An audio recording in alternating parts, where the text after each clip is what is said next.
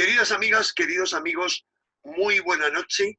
Bueno, estoy aquí en una grabación que espero que salga bien porque es mi primera grabación con un antiguo amigo al que admiro y conozco desde hace muchísimo tiempo. Es el doctor José María Poveda de Agustín. Muy buena noche, José María. Muy buenas noches. Aunque sea tarde en España y noche ahí. Muy buenas tardes. Pues encantado, me alegro muchísimo de verte. Y yo también, después de tanto tiempo. Bueno, tú me dijiste hace tiempo, estoy por la Conchinchina. Bueno, realmente hay una discusión sobre ese término, pero concretamente te encuentras en la capital de Camboya, en Phnom Penh. Así ¿Qué es. es lo que haces ahí, doctor Poveda? Pues desde hace 20 años la Universidad Autónoma de Madrid lleva un programa de cooperación con la Universidad de Ciencias de la Salud de Camboya, que es el principal centro de formación de médicos, personal de enfermería, personal de especialistas en psiquiatría. Y en esa temporada pues hemos hecho investigación, hemos hecho pues formación de la gente de aquí, sobre todo de residentes de psiquiatría en estos últimos 20 años, porque todos pasan por esta universidad. El país tiene 15 millones de habitantes, el tamaño de Andalucía. Y entonces, entre otras cosas, lo que hemos hecho ha sido pues, un trabajo durante 5 años sobre precisamente abordaje de la problemática del abuso laboral y sexual infantil en la frontera de Camboya con Tailandia, apoyados precisamente por la Oficina de Acción Solidaria y Cooperación de la Autónoma y la Fundación Antonio Menchaca de la Bodega de Camboya, perdón, de Bilbao. Bueno, Sí. ahora vamos a seguir hablando de cómo está ahí la situación del coronavirus y cómo lo has vivido, pero si me permites, doctor Poveda, antes te voy a presentar. Bueno, ante todo, para mí eres el gran psiquiatra de la cultura, de la contracultura española y de la movida madrileña desde los años 70, siempre en el epicentro durante décadas, ir ahí en la sierra, cerca de donde yo vivo, en Miraflores, era un encuentro con todas las figuras, artistas, cantantes, escritores, y bueno, y más allá, en cursos universitarios que tú has dirigido y en algunos de los cuales he podido participar, bueno, me he encontrado a los padres, pues, del MDMA, o sea, eso que se conoce como éxtasis, hasta Sí. uno de tus padres de la bioenergética y tantísimos otros. Albert Hoffman, el descubridor del LSD. El descubridor del LSD. Casa muchas veces. O sea, siempre estar a tu lado era una continua sorpresa y bueno, mejor que no nos pongamos a hablar de aventuras juntos. Lo importante ha sido, y ahora para presentarlo, para justificar con qué gran autoridad nos vas a hablar de cómo nos conducen hacia la esclavitud a través del miedo. En estos momentos te tengo que presentar un poco académicamente. Tú eres licenciado en Medicina y Cirugía por la Universidad de Navarra, pero además eres licenciado en Filosofía y Letras, pero además También. eres doctor en Psiquiatría por la Universidad de Madrid, pero además tienes el título de especialista en Psiquiatría adicional, eres especialista en Gerencia Hospitalaria, en un montón de cosas más, pero además has sido, todo esto estoy hablando de los años 70, has sido becario en el programa de la UNESCO, ha sido becario de la Fundación Fulbright de Estados Unidos en la Universidad de California, en San Francisco.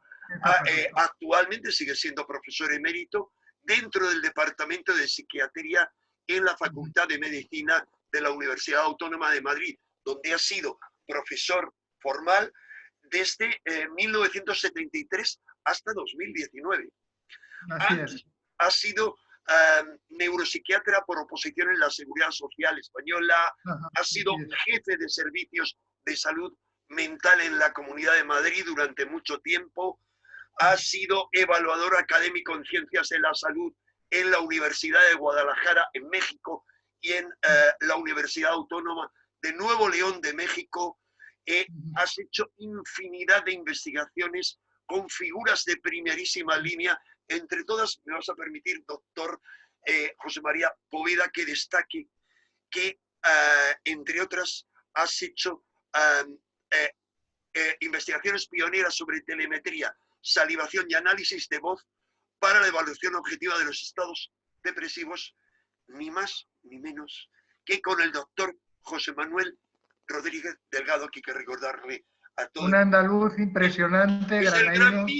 el gran mito como porque fue el padre mundial del control físico de la mente.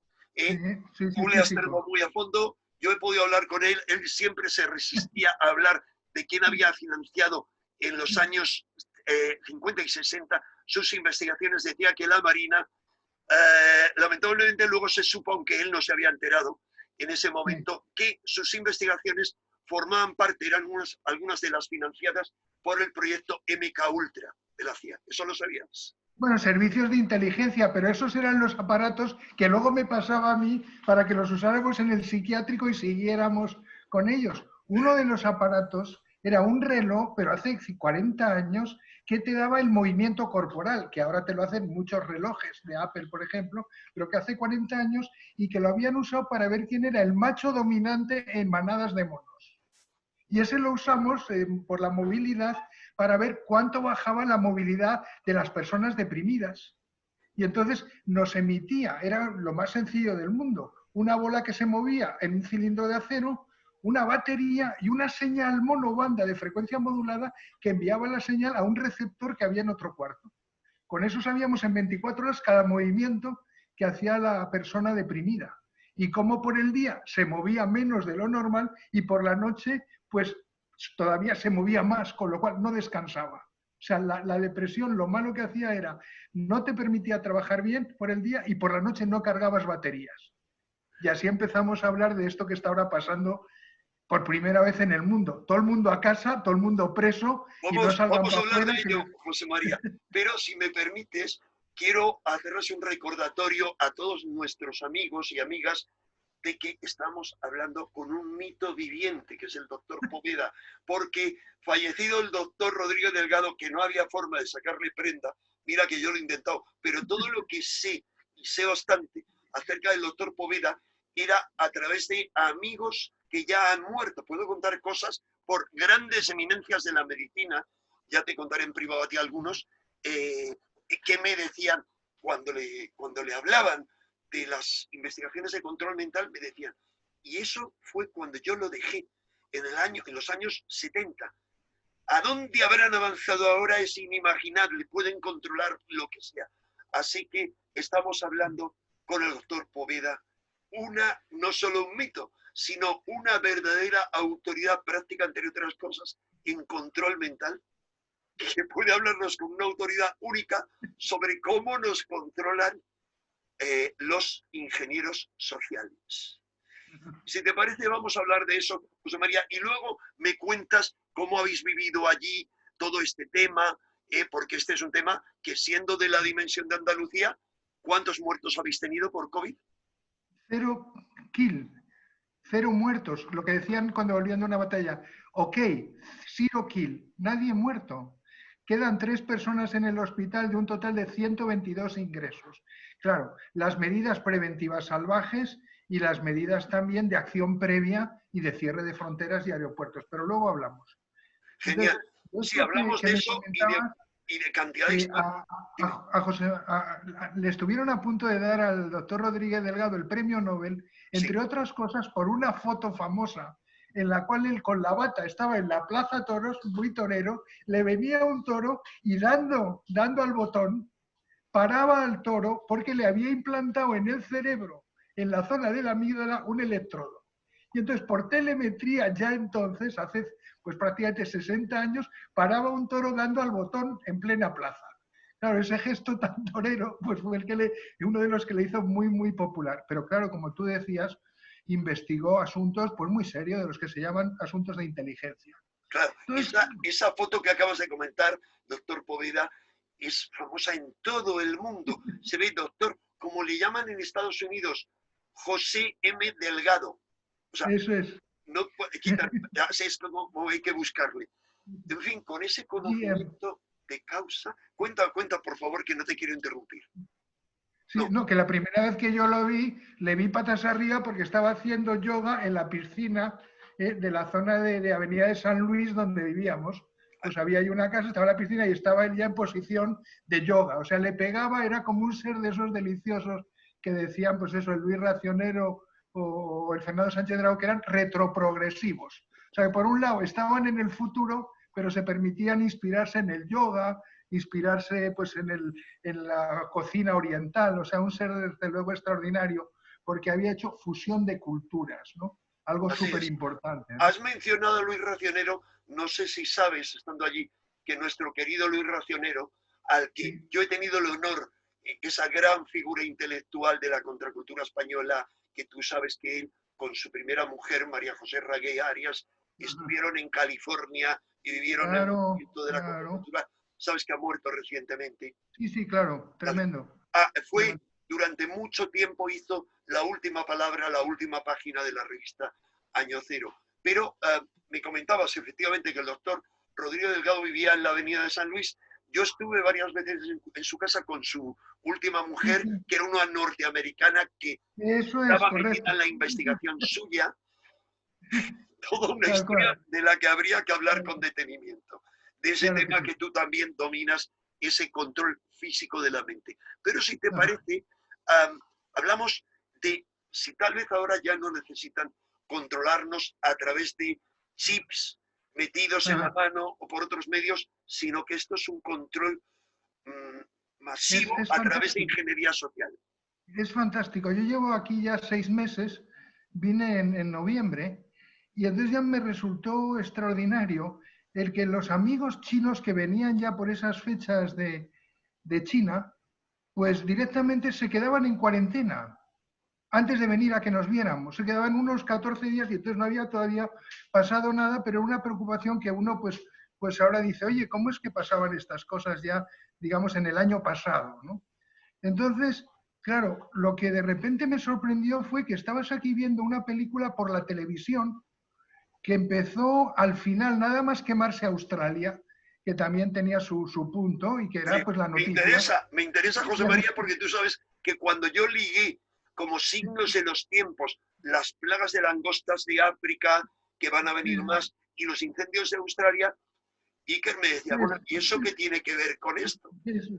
Pues de repente fueron empezando a ser sobrepasados por una noticia que estaba ocurriendo pues en China y en la que al principio, pues bueno, formaba parte del comienzo de los telediarios en todos los idiomas. O sea, aquí ponías Singapur, pues los de Singapur le daban una importancia y decían, pero ¿por qué los de Singapur están ya calientes con esto? Tailandia, Vietnam, los países del mundo ya de repente que están haciendo un hospital pues ya de 3.000 camas, pero ¿cómo 3.000 camas? Y sí, mira, las excavadoras, 24 excavadoras, pero bueno, ¿pero qué es esto, no?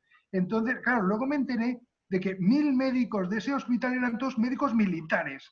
Entonces, claro, cuando empecé a decir, pero vamos a ver, ¿cómo es esto que ya médicos militares para un hospital de una infecciosa que ha empezado a sacudir por allí? Qué curioso. Entonces, de repente, la noticia que era al principio de los telediarios, pero ya en todos, ya animándose, empezó a soltar a los telediarios europeos porque de repente algo pasaba en Irán, en Teherán, pues de repente en Persia, donde, bueno, pues ya había habido un zambombazo pues de la desaparición con drones de allí, la autoridad que estaba controlando el panorama, pues de repente, pues una de drones y uno que ya desaparece. Luego parece que todo esto forma parte de una misma historia. Hay quien pretende poner que ese juego de drones para matar pues, a un determinado jerarca de los servicios de inteligencia era una manera de ver si la gente ya se iba animando y se iba calentando. ¿Dónde era esa historia de los drones para matar a alguien de... Vamos a ver, pues el jefe de el general Suleimán, que fue muerto en uno de sus viajes que hacía de Persia a Irak, de Irak a Persia, el que dirigía, digamos, lo la que dice, fuerza de Al-Aqsa. eso es.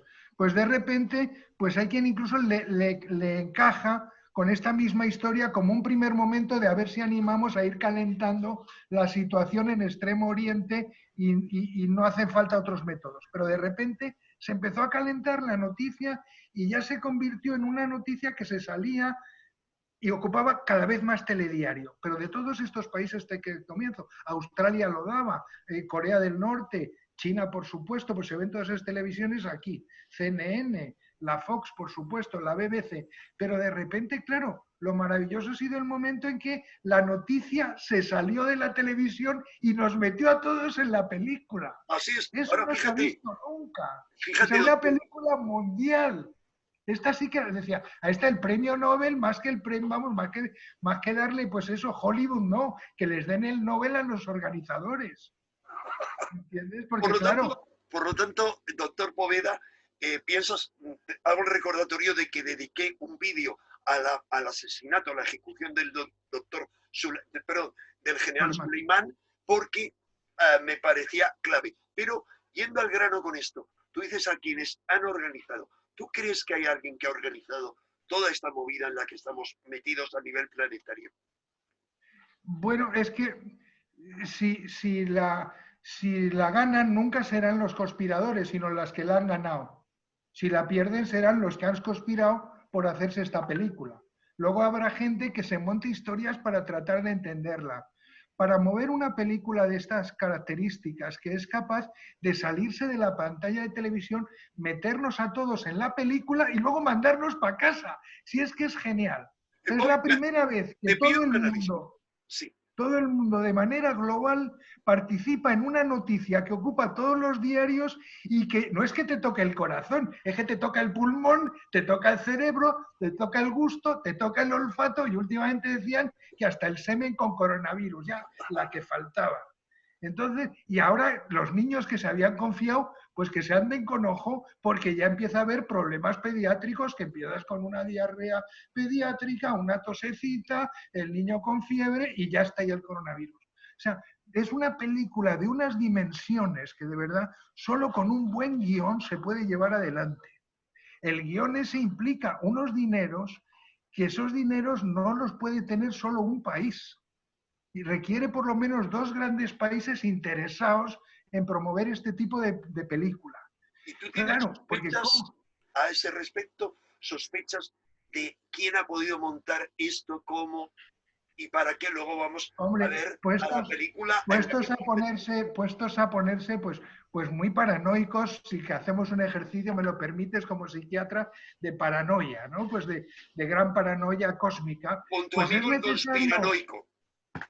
Eso es, pero que en realidad dices, vamos simplemente a eso que en Estados Unidos se hace, que es fill the dots, une los puntos, une los puntos. De repente ves que el año anterior fue fantástico, que en Wuhan había olimpiadas de soldados que terminaban tosiendo raro, con dolores de todo el mundo, incluyendo soldados españoles, mujeres militares españoles aguerridas, que iban a unos Juegos Olímpicos en Wuhan y que terminaban ya el año pasado con cosas por el cuerpo, que era una tos muy rara, gente fornida, no eran ancianitos de 89 que les daba un patatusco mórbido, no, había ya gente que tuvo trazas de esto, pues hace 8 meses, 9 meses, ¿me entiendes? De repente, en Wuhan incluso, Juegos Olímpicos militares, pero ¿qué pintaban en Wuhan unos Juegos Olímpicos militares, no? Entonces sí, en la información que hay, si uno se pone a contar, esto no lo puede hacer China sola. O sea, China sola, bueno, hay que reconocer que China ahora mismo está en un nivel, ¿me entiendes?, de competición mundial. Una vez que montaron unos Juegos Olímpicos tan bonitos, una vez que la arquitectura china, el arte chino ha dado un salto adelante bestial, China está en la primera división. Pero solo China no podía montar una película de estas dimensiones cósmico-globales.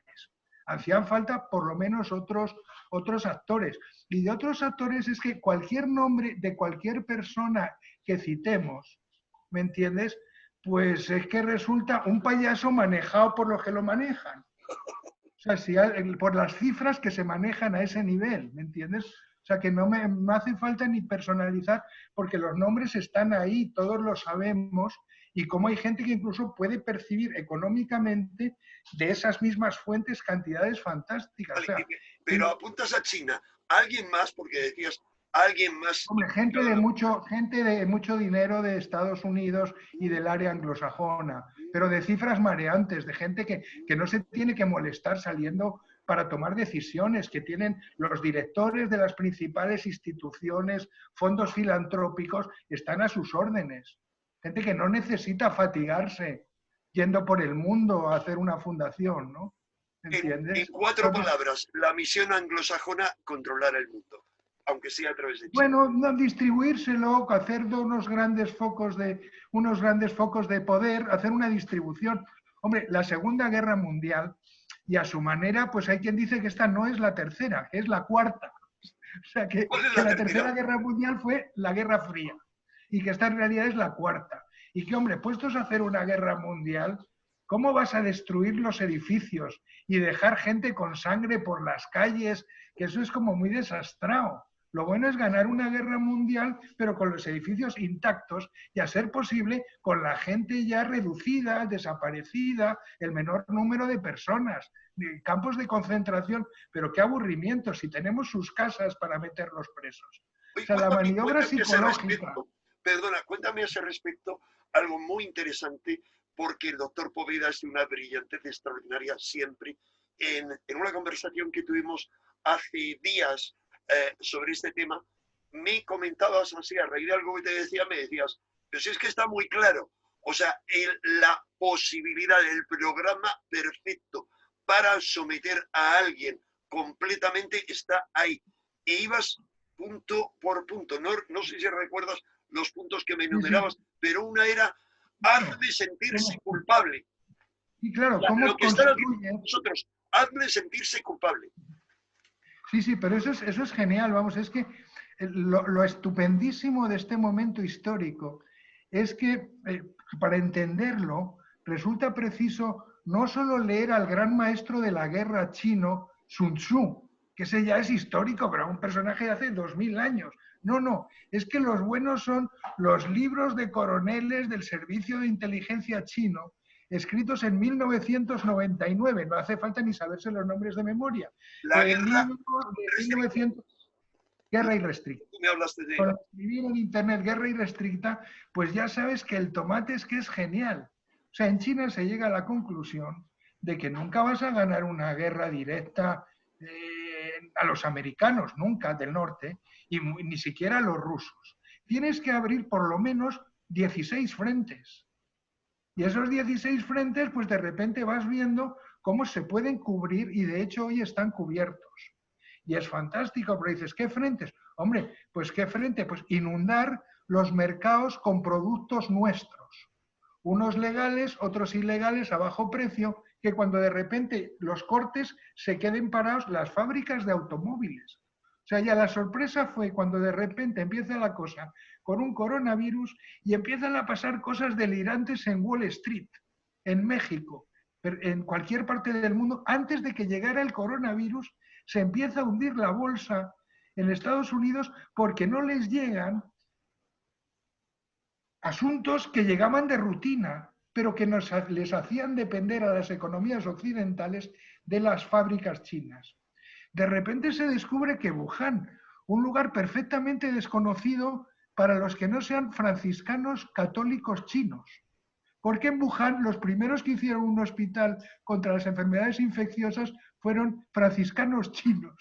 Pues uno de los núcleos católicos pues María, no podemos demasiado porque esa es una historia fascinante. Pero si quieres, el primer mártir católico, precisamente en Wuhan, ¿no? Claro. Muerto además en unas circunstancias muy particulares. Entonces, de repente aparece Wuhan en el asunto, y Wuhan es, sí, crucificado, como una ciudad industrial en medio de China, con perfecta manera de sacarlo allí producido por río hasta la puerta de China para que ya pueda salir por barco. Por cierto, el comercio mundial por barco es de los que más rápidamente se están recuperando. Así como el comercio aéreo está teniendo un fracaso muy fuerte y se va a quedar muy resentido, la recuperación de las compañías, curiosamente, que funcionan por mar y que facilitan las cosas, por ejemplo, en países como Singapur. Singapur de repente se está revelando como un país a prueba de bomba y revalorizándose en esta situación. El mismo Formosa. el mismo pues, Corea del Sur. Entonces es muy interesante porque de repente aparece el coronavirus, pero lo que empieza a hundirse es la bolsa americana. Al mismo momento que políticos de Europa y de América, sobre todo de Estados Unidos y de México, decían, aquí no pasa nada el coronavirus, si es una cosa como aquello de la colza, un bichito que le das con la mano y desaparece. Entonces, fue fascinante ver cómo se iba extendiendo este asunto, pero de repente lo que iba cayendo era la bolsa americana, y en ese momento no eras capaz de decir, ¿qué pasa con la bolsa americana?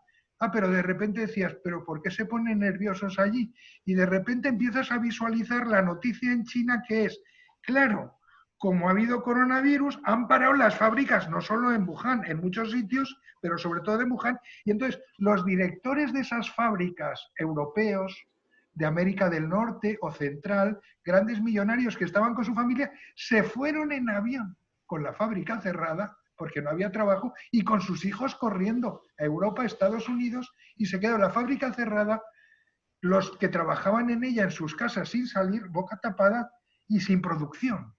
Y de repente empezaron las fábricas en Alemania a no poder terminar los Volkswagen, porque ciertos componentes venían tan baratos de allí.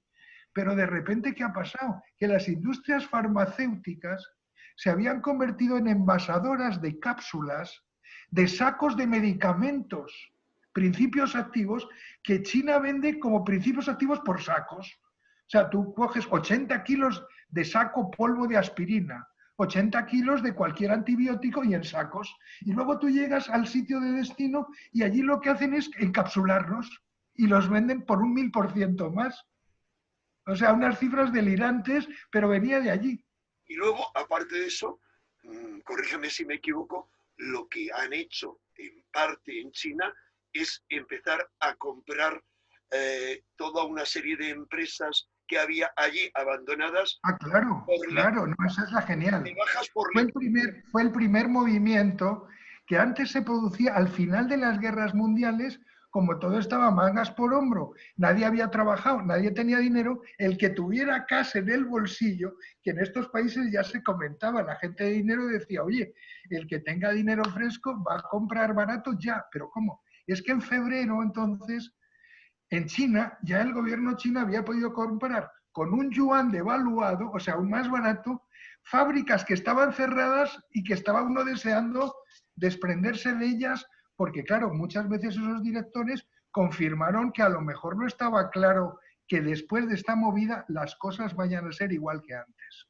O sea, uno de los principios fundamentales es que los países y las personas vamos a tener que salir de la globalización. La globalización ha sido una traca, ha sido una fiesta que ha facilitado esta intoxicación. Ha sido la principal. Sin globalización, no el virus o los patrocinados no lo habrían podido de alguna manera pensar. Entonces lo que se piensa es qué va a pasar después de esta globalización. ¿Cómo va a ser el espacio tecnológico, postindustrial, posttecnológico de esta situación? Pues claro, va a haber que volver a unos procedimientos de desarrollo endógeno. O sea, cada país va a ser más responsable, o cada grupo, digamos, el grupo América del Norte, el grupo América Central y del Sur, el grupo Eurasia, pues a lo mejor resulta, de repente, en el medio de este contexto... Eurasia es Rusia más... Eurasia, claro, que de repente, pues, el camino de la seda. O sea, hay que tener en cuenta que China ya no es China, la China China. ¿Te acuerdas de aquellas películas del siglo pasado que ya nos iban anunciando las cosas? No, ahora mismo ya somos 4 continentes y Eurasia es un continente y el medio pues está Rusia, estupendo, pero la ruta de la seda va a volver otra vez a ponerse de otra manera y ojalá que sea como Marco Polo.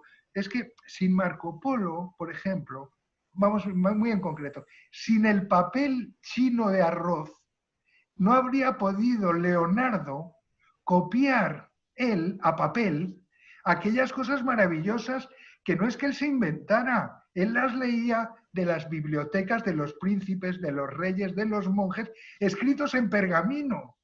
Y lo genial de Leonardo fue poder hacer dibujos de todo, copiar de todo, máquinas que no entendía nadie y que él mismo tenía que hacer eso que en inglés se dice figure out, imaginarse aquel dibujo que llevaba allí 400 años y que nadie sabía de qué iba, y él entonces imaginarlo, copiarlo, hacerlo. O sea, la tarea de Leonardo como descubridor, o sea, si Marco Polo la hizo hacia afuera navegando, lo que hizo Leonardo fue un viaje, pero no intelectual, a su cerebro. Primero se fue a las bibliotecas que nadie entendía, ni sus dueños reyes, ni sus dueños marqueses y marquesas, ni los monjes que las copiaron, ni las monjas. Eso no lo entendía nadie. Y lo bueno de Leonardo fue una persona extraordinaria, que no habiendo tenido padre en épocas importantes, tempranas de la vida, sí que tuvo su abuelo y su abuela, que ya tenían libros en casa.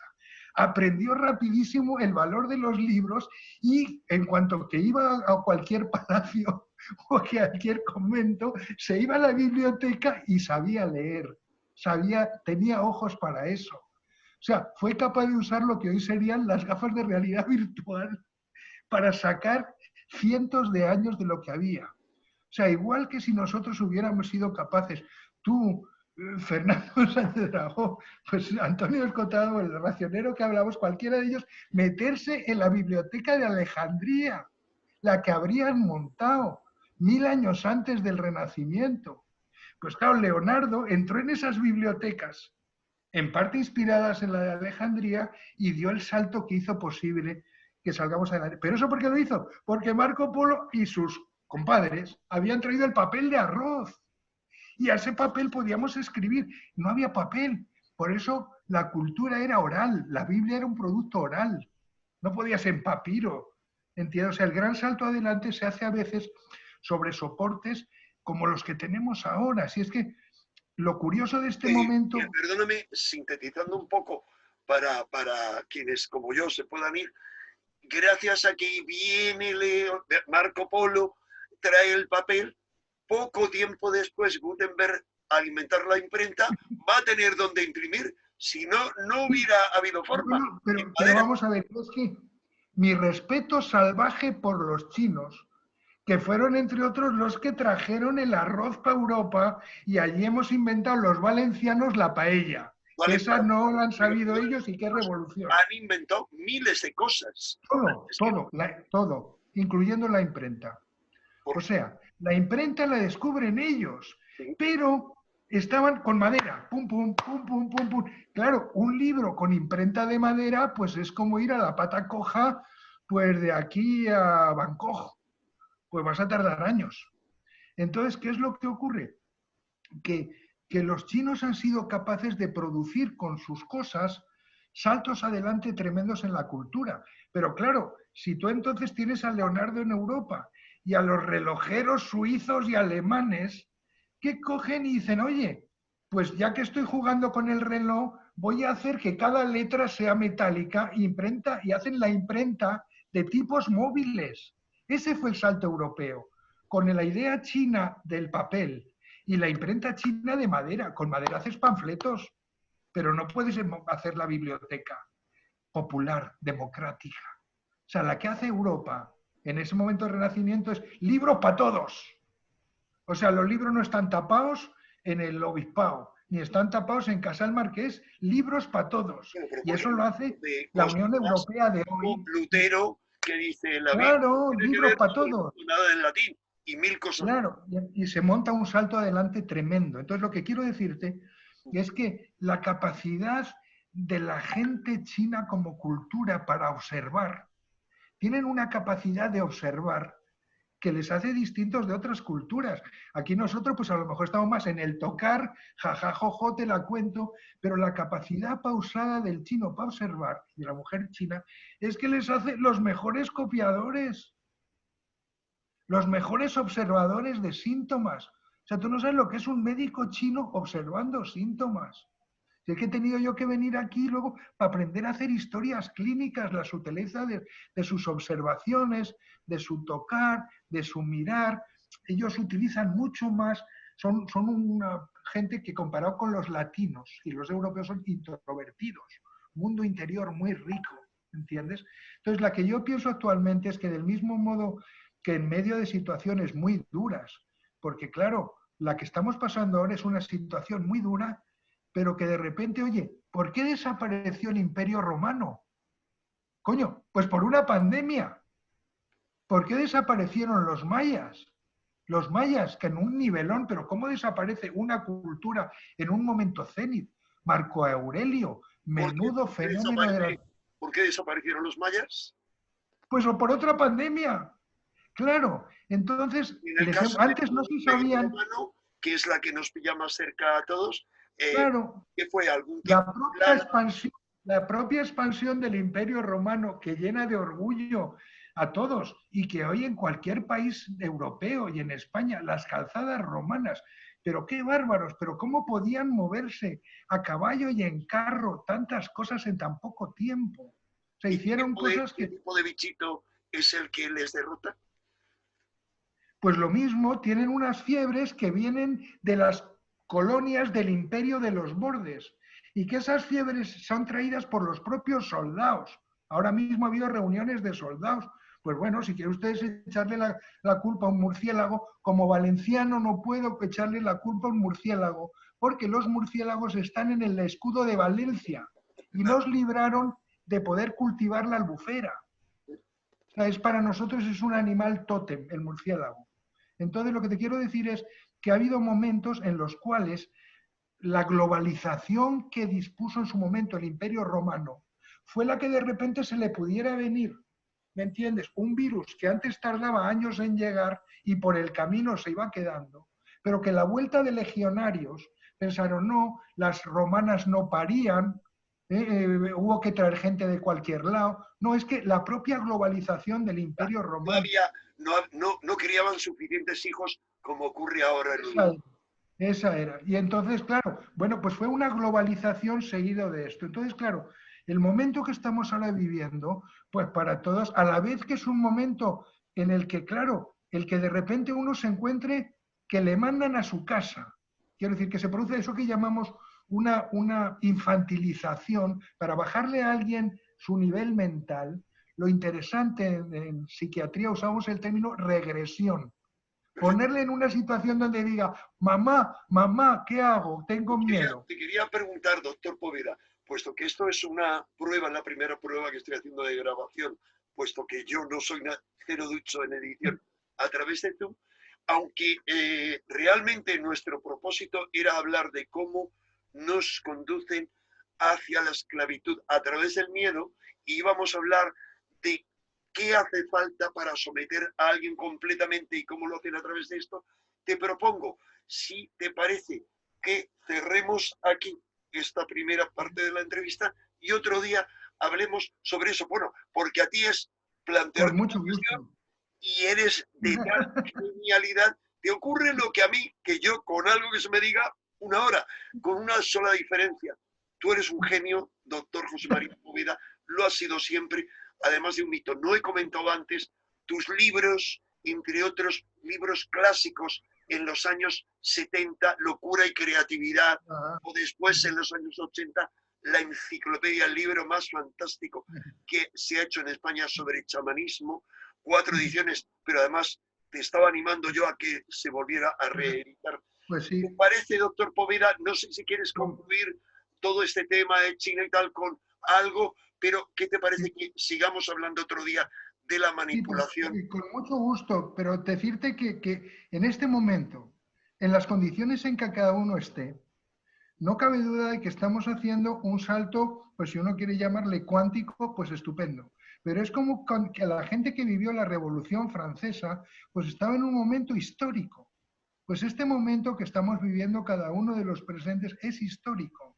Y cabe mucho la pena decir, bueno, este cambio cultural, ¿cómo disfrutarlo aún más?